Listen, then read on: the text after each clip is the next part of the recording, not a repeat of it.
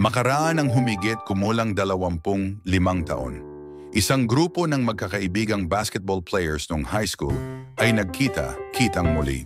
Andoon pa din ang bonding sa kabila ng kanilang pagiging abala sa buhay after graduation. Sa saliw ng masarap na pagkain, inumin at tila di matatapos na tawanan. Muling nanumbalik ang mga masasayang alaala at maliliit na tagumpay sa paglalaro ng basketball, lalo na ang isang naantalang competition na kanila sanang sasalihan.